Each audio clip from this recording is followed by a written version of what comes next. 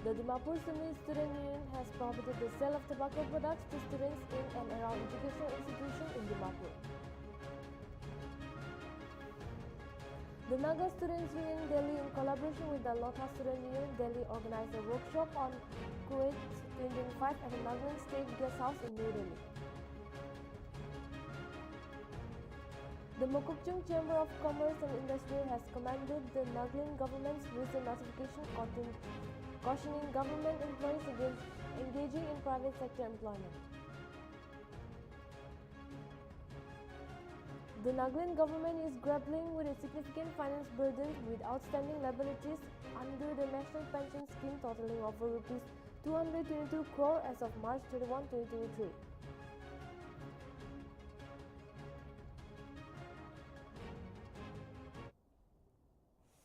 Hello and welcome to Nltv English Prime Time. This is Janchan Kasar, and now let's look into the news in detail.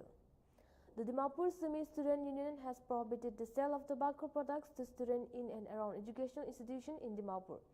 The compliance with the cigarette and other tobacco products, prohibition of advertisement, and regulation of trade and commerce production, Supply and Distribution Act 2003, the union has banned the sale of tobacco products within 100 yards of any educational institution and urged the removal of advertisement and promotion of tobacco products.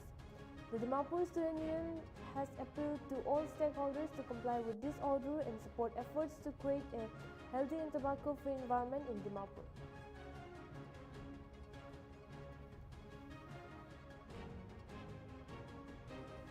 The Naga Students Union Delhi, in collaboration with the Lotha Student Union Delhi, organized a workshop on CUET 2025 at the Nagaland State Guest House in New Delhi.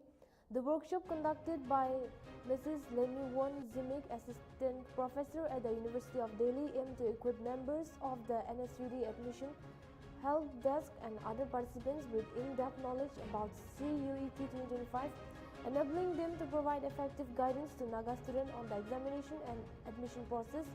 The workshop emphasized the importance of staying updated and changes to the examination system and understanding progress significant eligibility criteria.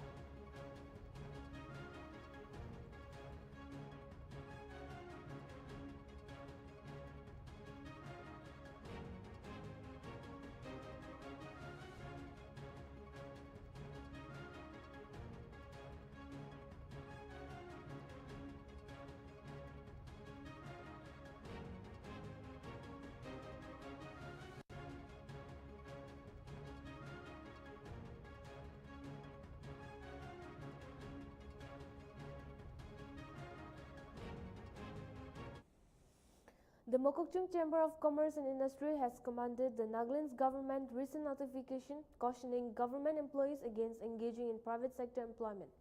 The MCCI believes this directive is crucial for upholding the integrity of public service, ensuring fair business competition, and promoting a healthy economic ecosystem in Nagaland.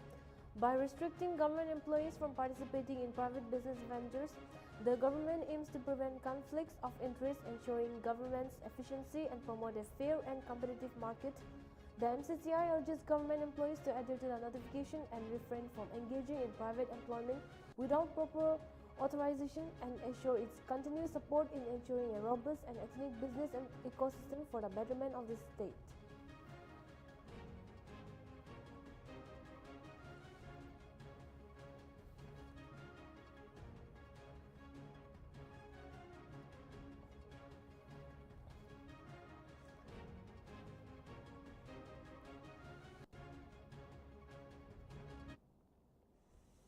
The Nagaland government is grappling with a significant financial burden with outstanding liabilities under the National Pension Scheme totaling over Rs 222 crore as of March 31, 2023.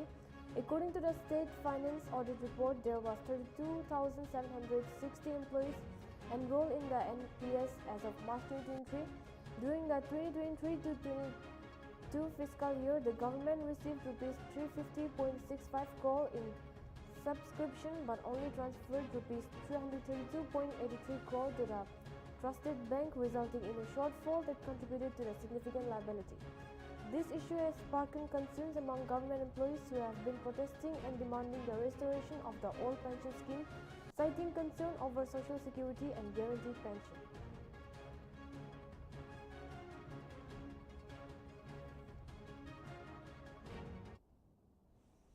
The Nagaland Department of Industries and Commerce, in collaboration with the Commerce Industries Department for Promotion of Industry and Internal Trade, is hosting the Nagaland edition of the State Startup Ranking Knowledge Exchange Workshop.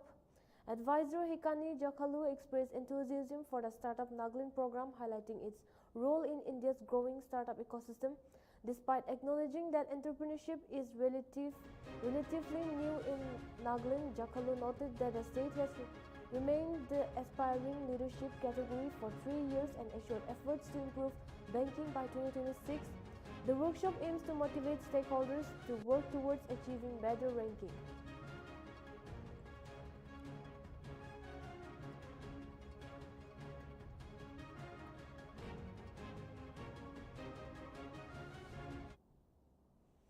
Reliance Foundation Youth Sport and the All India Football Federation are jointly conducting a women's football reference workshop to upskill and inspire over 170 women match officials across India.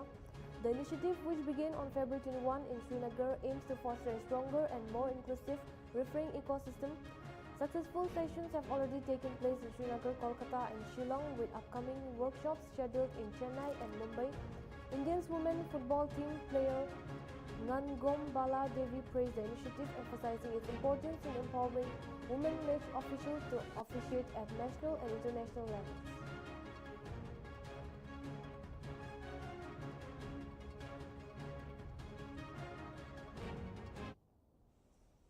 Goods-laden truck and oil tankers were stranded along the National Highway 37 Jiribam Road at Kettle Mandi as a shutdown called by Kuki organization entered its third day.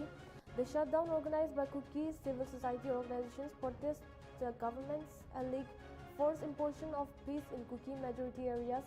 Despite the state government's announcement of unrestricted movement on all roads and highway, protesters have blocked the highway, refusing to allow trucks or Meitei people to travel until their demand for a separate administration for the Kuki-Zo community is met.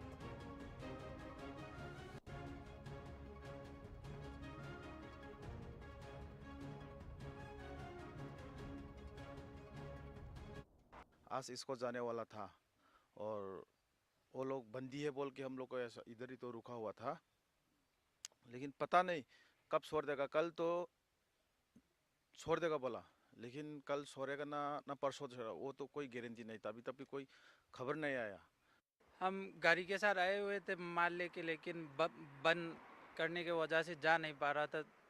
3 दिन से यहाँ फंसा हूँ, लेकिन सरकार कब छोड़ेंगे पता नहीं। माल भी सरकार का माल ही है, BSNL टावर का।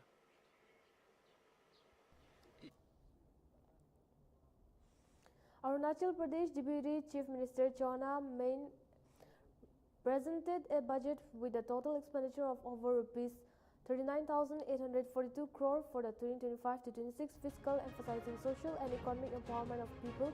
The budget, described as a transformative step in the state's development, focused on fostering a skilled workforce, promoting technological advancement and entrepreneurship, with 2025-26 declared as the year of human capital. Key allocations include rupees 369 crore for health, rupees 3,000 crore for education and rupees 2,000 crore for the Chief Minister's Rural Connectivity Scheme over 4 years. ये साल का जो budget है, budget 2025-26 जो है, ये जैसे कि लास्ट ईयर हम ईयर ऑफ यूथ था, ये साल हमारा बजट है ईयर ऑफ ह्यूमन कैपिटल। तो ह्यूमन कैपिटल में क्या है हमारा? ह्यूमन कैपिटल में हमारा हेल्थ है, मोस्ट इम्पोर्टेंट जो health sector, education sector, women and child development है, Antyodaya the last man in the queue, skill development है, यूथ एंड स्पोर्ट्स है। तो ये इसका ऊपर ही हमने बजट बनाया है। ये साल का जो बजट है, बजट 2025-26 जो है, ये जैसे कि In a joint operation, Indian security forces successfully destroyed approximately 3 hectares of illicit poppy cultivation near the Indo-Myanmar border in Arunachal Pradesh on March 10th. Acting on intelligence from local sources, security officials targeted unknown Myanmar national cultivating opium poppy inside Indian territory adjacent to Longvi and Lungkha village.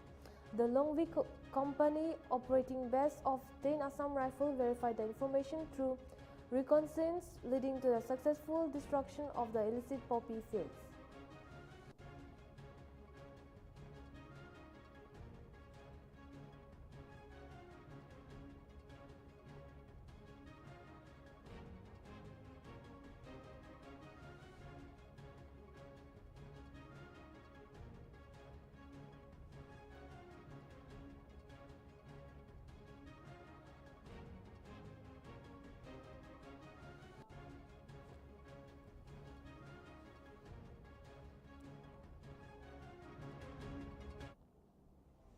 The Tibetan Youth Congress organized a peaceful rally in Shimla, Himachal Pradesh to commemorate the 66th People's Movement Day of Tibet, led by RTYC President Tashi Palden. The rally saw participation from various NGOs, student activities, and members of the Tibetan community.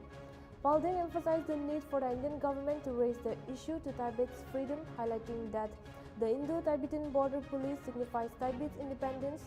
The rally marked a remembrance of the Chinese repression of a Tibet uprising in Lhasa on March 10, 1959, which led to the Dalai Lama's escape to India. तो हमारे ये demand है कि भारत सरकार से हम हमारे तिब्बत के बारे में मुद्दा जो उठाया जाए, क्योंकि तिब्बत की आज़ादी, भारत की सुरक्षा, ये ऐसे है कि हमारी जो बॉर्डर में जितने भी आज तक चीन की सीमा से भारत की सीमा नहीं है अभी तक, ये जो सीमा है तिब्बत की सीमा के साथ है।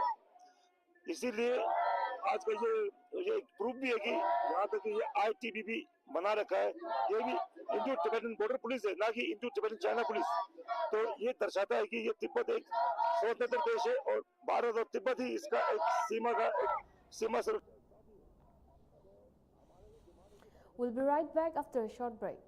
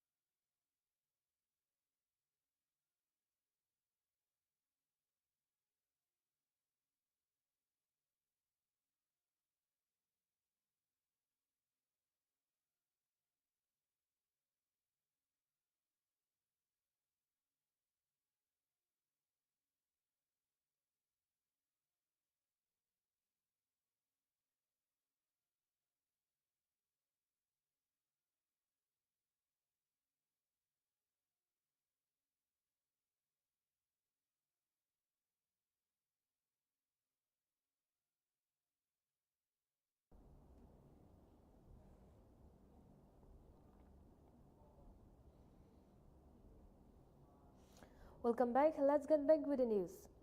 A youth was fatally shot by 2 unidentified assailants on a bike in Arya Kanyak Churanha, Lakhimpur Khera district, Uttar Pradesh, late on Monday night. The victim was sitting inside a shop when the attackers opened fire and he was rushed to the hospital where he was declared dead. The accused have been identified and further investigations are underway.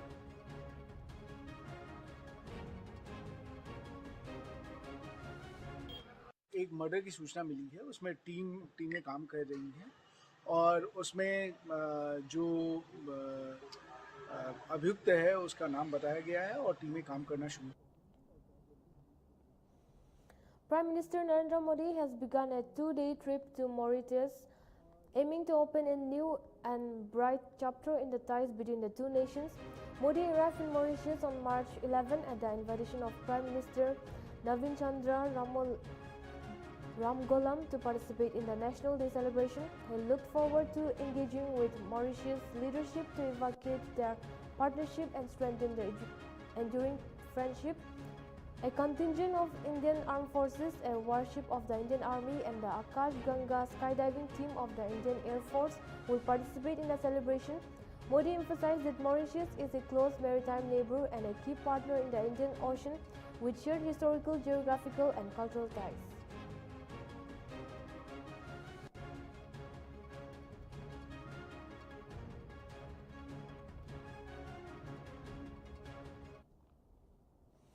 U.S. Director of National Intelligence Tulsi Gabbard announced on Monday that she will visit India as part of multi-nation trip to the Indo-Pacific region, aiming to build strong relationship and open lines of communication to achieve President Donald Trump's objective of peace, freedom, and prosperity. Gabbard's trip, which includes stop in Japan, Thailand, and India, will with a brief stop in France, mark her first visit to India as the 8th Senate confirmed and first female combat veteran director of national intelligence in the second Trump administration. This visit follows her meeting with Prime Minister Narendra Modi in February, where they discussed various aspects of India-USA friendship.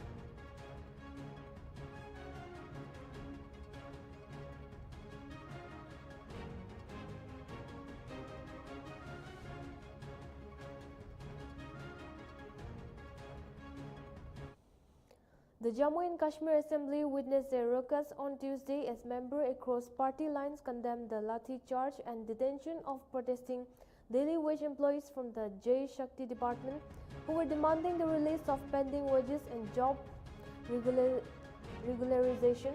BJP MLA Vikram raised the issue, highlighting the police action against protesters, and was backed by several BJP members as well as National Conference and Congress members. The protesters soon marched towards the assembly, and the chief minister residents have been waiting for their pending wages for 85 months and have threatened to go on strike from March 20 if the demands are not met. Daily wagers के हवाले से budget का discussion चल रहा है। हुकूमत का इसमें क्या रिस्पांस रहेगा, आप जवाब का इंतजार करिए। जहां तक पुलिस का उनके साथ बर्ताव जो रहा, उसके हवाले से रंधावा साहब शोर कर रहे हैं। मैं उनको याद दिलाता हूं कि बदकिस्मती से पुलिस के ऊपर ना आपका कंट्रोल है ना मेरा। ये शोर इस हाउस के अंदर करने के बजाय बेहतर होता यहां से कुछ ही किलोमीटर दूर, जहां से कंट्रोल उन पर रहता है, ये बात आप वहां जाके कर लेते कि क्यों मारा। हमारे कहने पे नहीं मारा गया, ना इनके साथ ये बर्ताव होना चाहिए था।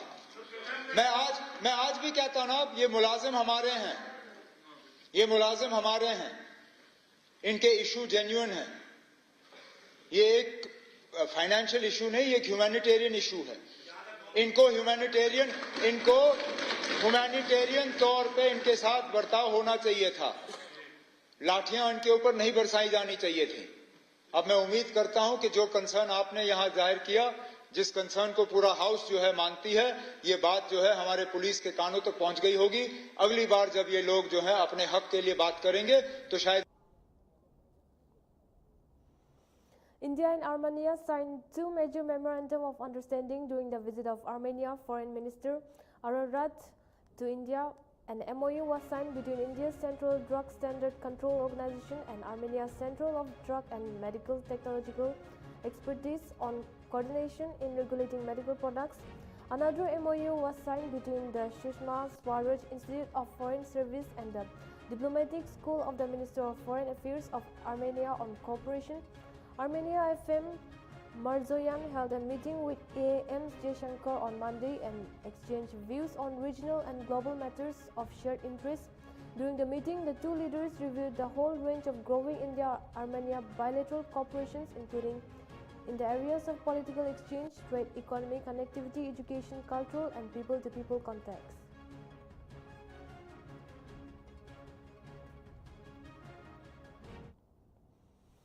In a significant operation, the Indian Embassy in Myanmar and Thailand, in coordination with local authorities, successfully repatriated to 83 Indian nationals who were lured to scam centers along the Myanmar-Thailand border with fake job offers.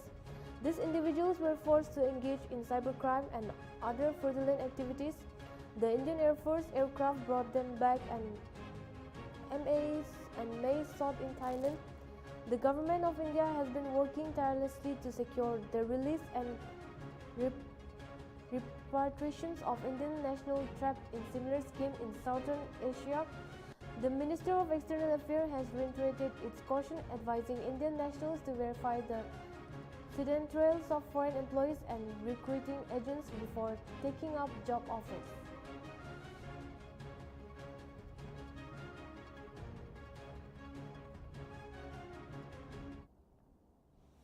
A recent report by Swiss air quality technology company has revealed a dire situation for India's air quality, with 13 of the world's top 20 most populated cities located within the country's border.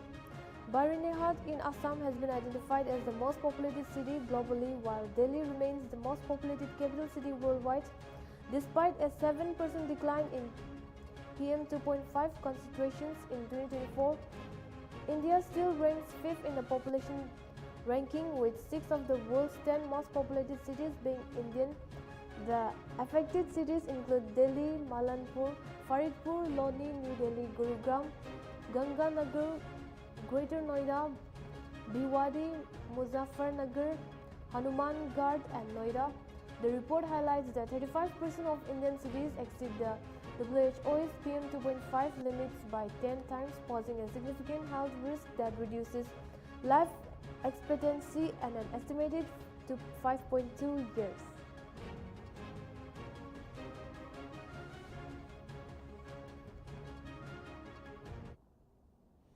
Christian Michael James, an alleged middleman in the August Westland case, appeared at Delhi's Rose Avenue court on Tuesday for a hearing. James was extradited from Dubai in December 2018 and subsequently arrested by the CBI and ED. He is one of 3 alleged middlemen being investigated in the case, which involved a 2010 deal for the supply of VVIP choppers worth 556.262 million euros, resulting in an estimated loss of 298.21 million euros to the ED charge sheet alleged that James received 30 million euros from August Westland.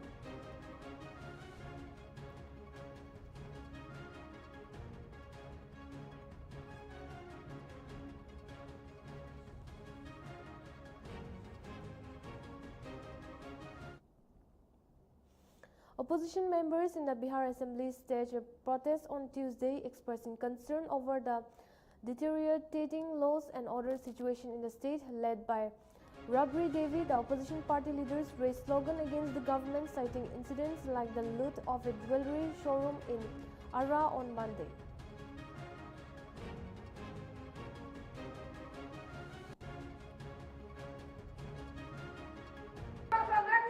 जमीन पर क्या हो रहा है ये बिहार की जनता भुगत रही है। कल की जो घटना दिन दहाड़े हुई है भारी लूट की, यह क्या बताता है? यह सरकार पिटती है कि रामराज है हमारा।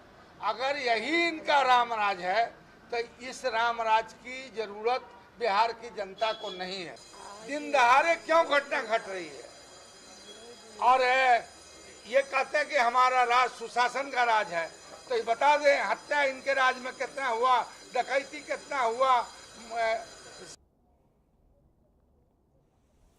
Two times Olympic medalist PV Sindhu will lead India's charge at the 2025 All England Open badminton competition starting in Birmingham from Tuesday onwards.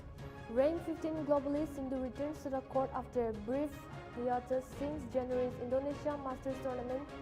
World number 28 Malvika Bansud will also represent India in the women's single competition. In the men's category, world number 10 Lakshya Sen is India's top-ranked shuttler with a potential quarter-final clash against his premier. The star men's double duo of Sadhvik Shairaj and Chirag Shetty will also be in action alongside women's double pairs Trisha Jolie, Gayatri Gopichand and Tanishka Kresto Avinish Ponapa.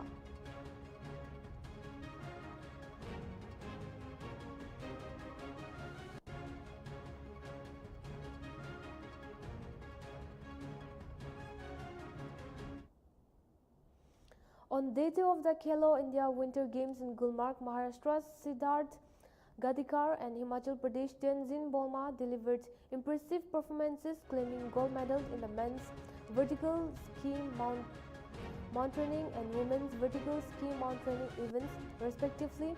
Gadikar, who started training just 2 months ago, secured his second medal of the games, while Dolma, a 40-year-old skier from Manali, showcased her endurance and mental strength to win her first ever medal in the Khelo India Winter Games. The Indian Army continued its dominance, clinching 4 medals including 2 gold, 1 silver and 1 bronze to top the medal standing.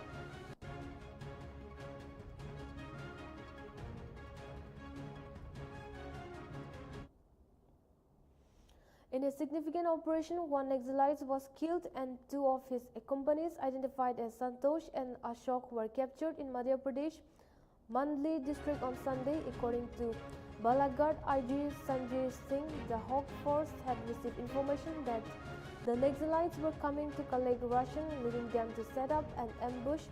When 80 to 20 Naxalites arrived, the team surrounded them and asked them to surrender, but they opened fire instead. The police retaliated in self-defense, and after a prolonged exchange of fire, 1 Naxalite was found dead, while a 315-bore gun and bag of ration were recovered during a search operation.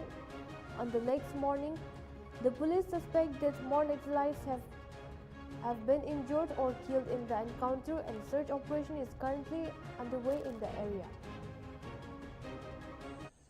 जो खटिया की hockey team है, तो उसको 2 व्यक्ति मिले, 2 व्यक्तियों से पूछताछ की गई तो उन्होंने एक्सेप्ट किया कि हाँ, हम नक्सलियों के लिए राशन लेके आए हैं। तो इसी सूचना पर कार्रवाई करते हुए जहाँ वो राशन लेने आने वाले थे, वहीं पे हॉक फोर्स ने अपना एम्बुश लगाया उनके आने जाने वाले रास्तों पर, और कल दोपहर के बाद लगभग 18-20 नक्सली कुछ हथियारों के साथ थे, कुछ वर्दी में थे, कुछ बगैर, कुछ सिविल में थे। वो नक्सली वो सामान लेने आए, और फिर जब नक्सली सामान लेने आए तो पुलिस ने उनको सरेंडर करने के लिए कहा। सरेंडर करने की बजाय उन्होंने पुलिस पे अंधाधुंध फायरिंग की। जब फायरिंग बंद हुई तो पुलिस को एक व्यक्ति गिरा हुआ दिखाई दिया, क्योंकि रुक रुक के फायरिंग हो रही थी तो पुलिस भी अपनी पोजीशन लिए हुए थी। कल सर्चिंग नहीं हो पाई क्योंकि काफ़ी फिर अंधेरा होने लगा था।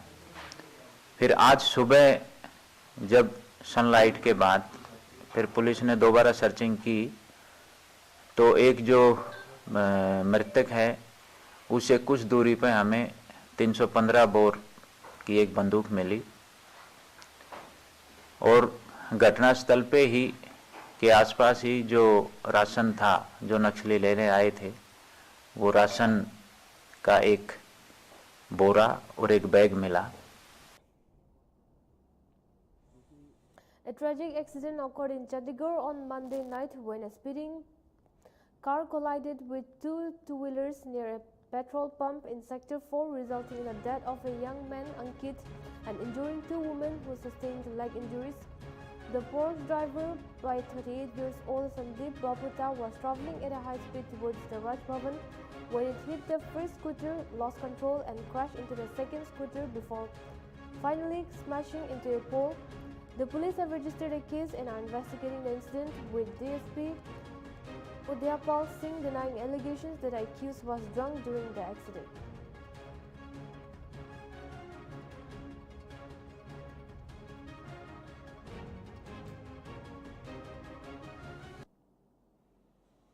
Three Naxalites, including 2 women, with a cumulative bounty of Rs 15 lakhs, surrendered in Garyaban district, Chhattisgarh on Monday.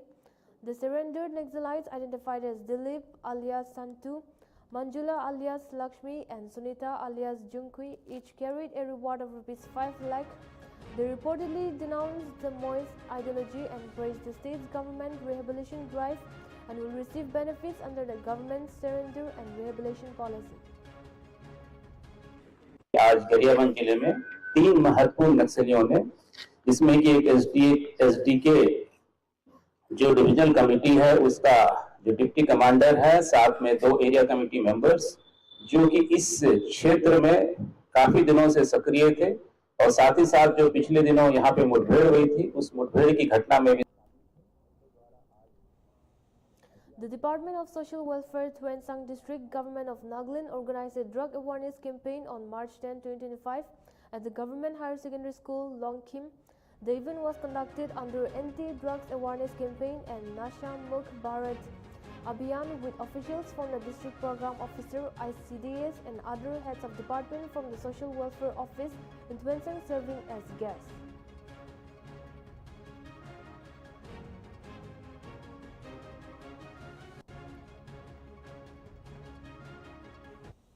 Former Philippine President Rodrigo Duterte was arrested on Tuesday in Manila after arriving from Hong Kong on an international criminal court warrant for alleged crimes against humanity related to his war on drugs. The 79-year-old Duterte faced charges of the crime against humanity of murder for the death of tens of thousands of people killed by police and vigilantes without proof that were involved in drug. Duterte's brutal anti-drug crackdown, which occurred during his presidency from 2016 to 2022, deprived suspects of due process and resulted in the death of thousands, including children.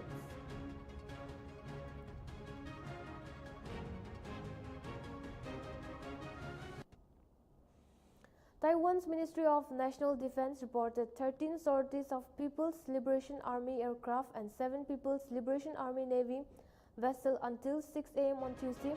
According to the MND, 8 out of 13 sorties crossed the Medan Line and entered Taiwan's northern, southern, and eastern eddies. U.S. Secretary of the Treasury Scott Bessent expressed confidence that China will not take any action against Taiwan during President Donald Trump's tenure, as reported by the Taipei Times on Monday.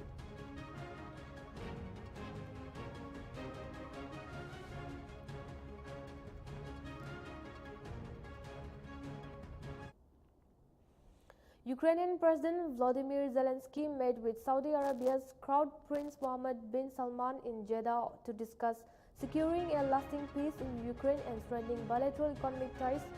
Zelensky expressed gratitude for the Crown Prince's support and Saudi Arabia's role in diplomatic efforts, highlighting the importance of security guarantees and the release of prisoners and Ukrainian children. The meeting comes as Ukraine faced mounting challenges on the battlefield with Russian forces, intensifying the offense in the Kursk region. Ukraine's delegation will also meet with U.S. officials led by Secretary of State Mark Rubio to discuss Washington's expectations for the Ukraine's commitment to achieve peace.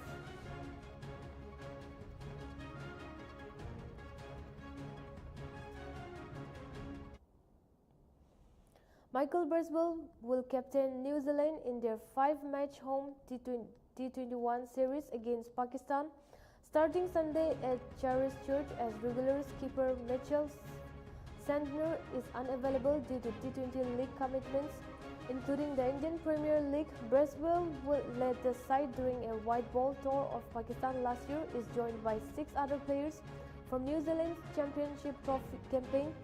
The team also welcomed back Ishodi Ben Shears, Kylie Jamieson and Will O'Rourke while managing their workloads after the recent ICC events. Matt Henry, the leading wicket taker at the Champions Trophy, will join the squad for matches 4 and 5 subject to fitness testing.